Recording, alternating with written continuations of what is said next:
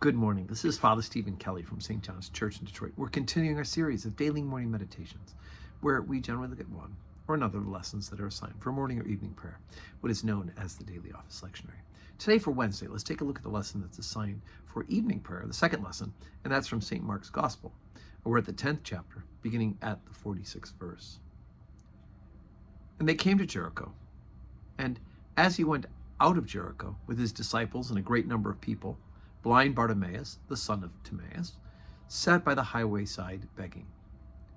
And when he heard that it was Jesus of Nazareth, he began to cry out and say, "Jesus, thou son of David, have mercy on me." And Jesus stood still and commanded him to be called. And they called the blind man, saying unto him, being of comfort, "Rise, he calleth thee." And he, casting away his garment, rose and came to Jesus. Jesus answered and said unto him, "Wilt thou that I should do unto thee?" And the blind man said unto him, "Lord, that I might receive my sight." And Jesus said unto him, "Go thy way, thy faith hath made thee whole."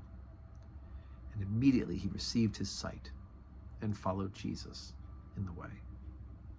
Okay, so we have lots of episodes in the Gospels of Jesus healing those who are blind. Of course, we heard relatively recently the story of the man who was born blind, and that Jesus made mud and he put it on his eyes and he had him go and wash in the pool of Siloam.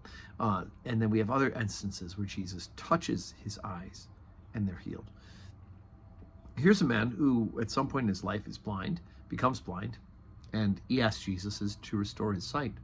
Jesus doesn't perform any sort of manual acts, no touching, no making of mud in this particular case.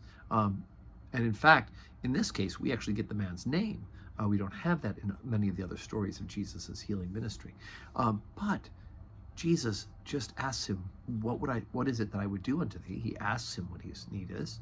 Of course, Jesus knows what his need is, but he asks him what it is he would like to have done. And he says that he wants to receive his sight. And just on that moment, Jesus turns to him and says, "Go thy way, thy faith hath made thee well." And immediately his eyesight returns. And he says something interesting. He doesn't say, "Your faith has healed thee." He says, "Thy faith has made thee whole," right? Something about him is not whole, and that he's missing his sight.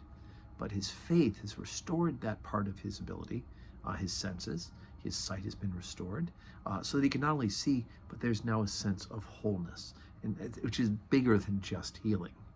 He is now restored to the ability to read Scripture. He's restored to the ability to interact in society as one who's not going to stumble and trip or needs to be led by somebody else because he is blind. So in receiving his sight, he receives something even bigger, and that's restoration and completeness. And we get that in Jesus Christ. Oftentimes we ask for this little part here, and what Jesus wants to do is to heal something so much bigger in us, of which the little part is only a portion of it. So we need to be open to how it is that God may be helping us and guiding us and desiring us. We need to articulate our needs to him, like this man does. Jesus asks him what your need is, and he articulates it. But we also have to be ready to receive that and then some, if God wills it. So today's Wednesday. We do have 12:15 Holy Communion today. So I hope that you can join us in person, or that you can join us here on the live stream if you can't make it down here to St. John's. And I hope that your Wednesday is a wonderful Wednesday that is full of blessings.